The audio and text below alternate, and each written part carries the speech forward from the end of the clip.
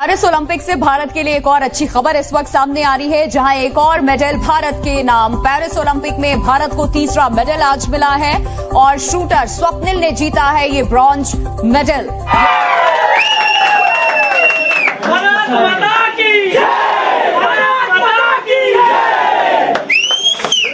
हर खिलाड़ी की कोशिश है कि वो गोल्ड, सिल्वर या ब्रॉन्ज मेडल जीतकर अपने मुल्क का सॉफ्ट इमेज उजागर करे, मगर पाकिस्तान इस मैदान में भी आखिरी नंबरों पर है। पेरिस ओलंपिक्स में पाकिस्तान के सिर्फ 7 खिलाड़ी शिरकत कर रहे हैं। आबादी के लिहाज से दुनिया का 5वां बड़ा मुल्क 24 करोड़ में से 24 खिलाड़ी भी नहीं भेज सका। कि पेरिस के अंदर ओलंपिक शुरू हो गए हैं और इंडियंस जो हैं वो वहां पे बड़ा एक्टिवली पार्टिसिपेट कर रहे हैं। उन्होंने वहां पे मेडल्स भी जीत लिए हैं। पाकिस्तान की तरफ से अभी तक सुना 7 वहां पे गए थे खिलाड़ी। तार साहब, एक तो ये जो पाकिस्तान के अंदर स्पोर्ट्स 250 मिलियन की आबादी है और स्पोर्ट्स वाले कोई बंदा नहीं है, इसकी क्या वजह है? और ओलंपिक्स में जाएगी और वहां पर जाकर वो खेलेगी या वर्ल्ड कप में जाएगी, परफॉर्म करेगी, कोई मेडल जीतेगी। हम तो बिल्कुल महरूम हो गए ना उस चीज से अब जी। तो आई थिंक इसमें तमाम स्टेक होल्डर्स जो है ना, उन तमाम की ये जो है ना जिम्मेदारी बनती है, जो कि कोई भी पूरी नहीं कर सका। जीत जाते तो उसका जश्न तो ऐसे मनाया जाता है कि बस ना ही पूछे, और उनको बहुत रिस्पेक्ट भी दी जाती है, उनको बहुत पैसा भी दिया जाता है, उनके ऊपर बहुत टाइम भी लगाया जाता है, उन्हें बहुत डिस्कस भी किया जाता है। देखिए, मैं भारत के बच्चों को, भारत की अचीवमेंट को मैं अपनी अचीवमेंट ही समझता हूँ। साउथ एशिया है, हम एक ही हिस्सा है, एक ही खिता है, हमारी हर चीज मिलती है हमारे। मेरा ये क्वेश्चन बल्कि ये होगा कि इन 7 लोगों को भी या 20 लोगों को भी जाना चाहिए था। माजी के अंदर भी मैंने देखा है, हमारी टीमें जहां जाती हैं, टीम से ज्यादा उनके आसपास रिश्तेदार ज्यादा वीजे लग जाते हैं और उनमें से मेजॉरिटी लोग नहीं आते। जय हिंद दोस्तों, स्वप्निल कुसाले भारत के एक शूटर, उन्होंने भी आज के दिन भारत को छठे दिन तीसरा ब्रॉन्ज दिलवा दिया। दोस्तों, 2 तो आपको पता ही है, मनु भाकर जी ने जितवाया और सरबजीत सिंह जी ने डबल्स में जितवाया। इसके बाद आज ही शूटर, एक और शूटर स्वप्निल कुसाले ऐसे कुछ करके उनका नाम है, और एक और मेडल भारत की झोली में आ गया। 6 दिन में भारत के पास अब 3 मेडल हो चुके और साउथ एशियन नेशन में इस समय भारत लीड कर रहा है। वैसे साउथ एशियन नेशन में लीड करना कोई बहुत बड़ी बात तो नहीं है, लेकिन जस्ट फॉर इन्फॉर्मेशन बता दूं, साउथ एशियन नेशन में भी किसी ने खाता ही नहीं खोला है। ठीक है, तो अकेला भारत ही है जिसने खाता खोला है। बाकी चाइना वगैरह तो भाई कहीं आगे है। हमें चाइना के लेवल पे पहुंचने के लिए बहुत मेहनत की ज़रूरत है। कैपेसिटी हमारे प्लेयर्स के अंदर, एथलीट्स के अंदर जरूर है, लेकिन मेहनत की ज़रूरत है। दूसरी तरफ कलमे के नाम पर बना इस्लामी जमहूरिया, इस्लाम के नाम पर बोलते हैं कि जहाँ इस्लाम है वो हमेशा जीतता है। तो ये चूरन खा खा के पाकिस्तानी 7 खिलाड़ी भेजे थे और 6 बाहर हो गए, 1 रह गया इनका खिलाड़ी। वो शायद जेवलिन थ्रोवर है, अरशद नदीम नाम का, वो रहा। ओवरऑल भारत के अभी लगभग आधे से ज़्यादा एथलीट्स बचे हुए हैं कॉम्पिटिट करने के लिए, और मेरे ख्याल से अभी 3 आ गया। तो इस बार बहुत अच्छा चांस है कि भारत डबल डिजिट यानी 10 के ऊपर मेडल ला सकता है। खबर आपको बता दें, पेरिस ओलंपिक में भारत को तीसरा पदक मिला है 50 मीटर एयर मीटर राइफल में। 50 मीटर एयर राइफल में ब्रॉन्ज मेडल मिला है। स्वप्निल कुसाले ने भारत को तीसरा पदक दिलवाया है और ये बड़ी खबर इस वक्त की आपको बता रहे हैं। मगर पाकिस्तान इस मैदान में भी आखिरी नंबरों पर है। पेरिस ओलंपिक्स में पाकिस्तान के सिर्फ 7 खिलाड़ी शिरकत कर रहे हैं, जबकि 11 ऑफिशियल्स और सियासी शख्सियात भी शामिल हैं। आबादी के लिहाज से दुनिया का 5वां बड़ा मुल्क 24 करोड़ में से 24 खिलाड़ी भी नहीं भेज सका। ओलंपिक्स गेम्स की गुज़िश्ता 60 साल तारीख में पाकिस्तान ने सिर्फ 10 मेडल्स जीते हैं, जिनमें से 8 सिर्फ हॉकी में हैं। बाकी तमाम खेलों में सिर्फ 2 मेडल्स हैं। इस पर भी अलमिया यह है कि कौमी खेल होने के बावजूद मुसलसल तीसरी बार पाकिस्तान हॉकी टीम ओलंपिक्स में क्वालिफाई ही नहीं कर सकी। लातीनी अमरीका, अफ्रीका समेत दुनिया के बहुत से तरक्की पजीर ममालिक के खिलाड़ियों की तादाद भी पाकिस्तान से ज्यादा है।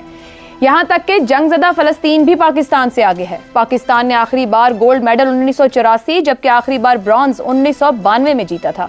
यूं पाकिस्तान आबादी के लिहाज से दुनिया का सबसे बड़ा मुल्क बन गया, जिसने ओलंपिक्स में सबसे कम तमगे जीते हैं। पाकिस्तान स्पोर्ट्स बोर्ड के हुक्काम के मुताबिक दस्ते की वतन वापसी के बाद पोस्टमार्टम किया जाएगा। इस किस्म के दावे हर बड़ी खेल में दस्ते की नाकामी के बाद किए जाते हैं। बात तो यह है कि आपको पता है कि पेरिस के अंदर ओलंपिक शुरू हो गए हैं और इंडियंस जो हैं वो वहां पे बड़ा एक्टिवली पार्टिसिपेट कर रहे हैं। सुनने में आया कि जो एथलीट्स हैं उन्होंने वहां पे मेडल्स भी जीत लिए हैं। पाकिस्तान की तरफ से अभी तक सुना 7 वहां पे गए थे खिलाड़ी और 12 के 18 का शायद स्क्वाड था जो उनको मदद करने गए थे कि उन्होंने किधर जाना है, दाएं जाना है, बाएं जाना है।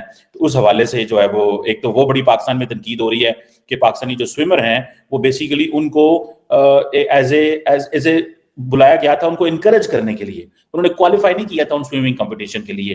तार साहब, एक तो ये जो पाकिस्तान के अंदर स्पोर्ट्स 250 मिलियन की आबादी है और स्पोर्ट्स वाले कोई बंदा नहीं है, इसकी क्या वजह है? चीमा साहब, सबसे पहले तो मैं मुबारकबाद पेश करना चाहता हूँ। और भारत, देखिए, मैं भारत के बच्चों को, भारत की अचीवमेंट को मैं अपनी अचीवमेंट ही समझता हूँ। साउथ एशिया है, हम एक ही हिस्सा है, एक ही खिता है, हमारी हर चीज मिलती है। मैं इस चीज से बिलीव करता हूँ, हमारी सिमिलैरिटीज ज्यादा है, डिफरेंसेस कम है। ये मेरी ओपिनियन।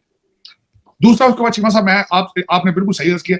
मेरा ये क्वेश्चन बल्कि ये होगा कि इन 7 लोगों को भी या 20 लोगों को भी जाना चाहिए था।